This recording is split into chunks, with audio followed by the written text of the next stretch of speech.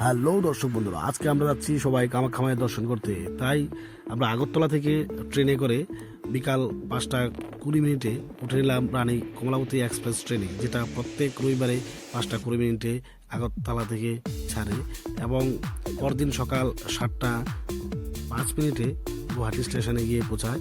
আপনি গুয়াহাটি স্টেশনে পৌঁছানোর পর আপনাকে ফ্লাইওভার দিয়ে মেইন গেটে না এসে আপনি 7 নম্বর গেটের পরে যে এন্ট্রি গেট আছে এটা দিয়ে পল্টন বাজারে নেমে যাবেন।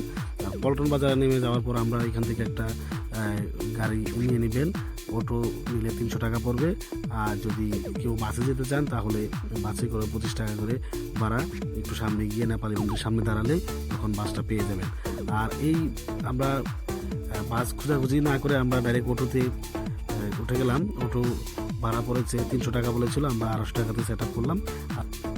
এইভাবে পাহাড়ের গা বেয়ে বেয়ে আমাদের অটো ছুটে চলেছে আমাদের গন্তব্যের দিকে, যেখানে কামাখ্যা মায়ের মন্দির অবস্থিত। আর এই পাহাড়ের ঠিক পর্বত শিখায় অবস্থিত কামাখ্যা মায়ের মন্দির। আর কামাখ্যা মায়ের মন্দিরে যাওয়ার পথের যেই ভিউটা সেটা খুবই অসাধারণ, খুবই দেখার মতো। আর আমরা এভাবে কামাখ্যা মায়ের মন্দিরে পৌঁছে প্রথমে হোটেল দেখে নিব।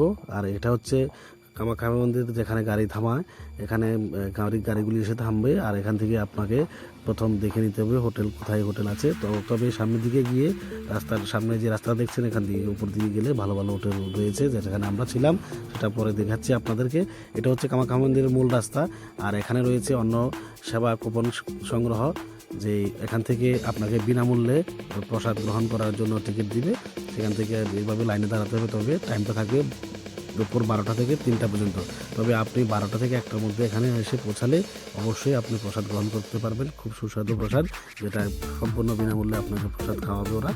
আর প্রসাদ খাওয়ার পর আমরা পরের দিন রাত্রেবেলা ভোর 4টা, মানে এখানে দেখুন টাইমটা দেখাচ্ছি 3টা 59 মিনিটে এসে আমি দেখি এখানে অনেক মানুষ জমায়েত হয়ে গেছে অলরেডি, যেটা আমাদের রুমের কাছাকাছি ছিল। তারপরও আমরা এত তাড়াতাড়ি আসতে পারিনি। 4টা বাজানোর ঠিক 4টার সময় আসার পর পরিপ্রেক্ষিত এখানে অনেকগুলি মানুষ এসে জমায়েত হয়ে গেছে। তো টিকিট নিয়ে এভাবে আমরা পরবর্তী টাইমে 7টার সময় টিকিট নিয়ে আসা হলো। টিকিট পেলাম আমরা 7টা 7:30টার সময়। আর টিকিট পাওয়ার পর আমরা এই লাইনে দাঁড়ালাম প্রসাদের মায়ের দর্শনের উদ্দেশ্যে। এভাবে টিকিট পেয়ে দীর্ঘ সময় লাইনে দাঁড়িয়ে থাকলে দর্শনার্থী যাতে অসুবিধা না হয় তার জন্য ওরা বসার ব্যবস্থা করেছে। এটা হচ্ছে জেনারেল টিকিটের লাইন, যেটা বিশাল বড় লম্বা লাইন থাকে, যে লাইন ধীরে ধীরে কচ্ছপের গতিতে এগিয়ে যায়।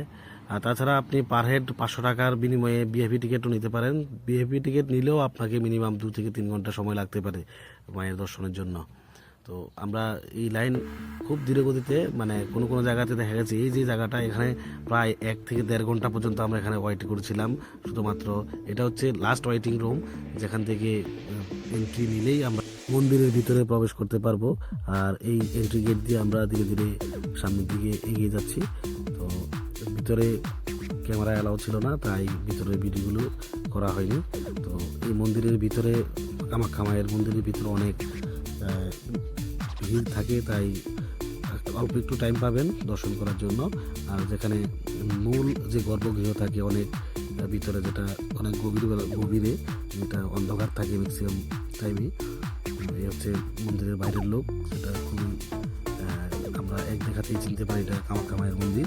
তো হচ্ছে আমরা যারা গিয়েছি সঙ্গে আরও ছিল আমাদের, ওরা ছিল আর অন্য পাশে।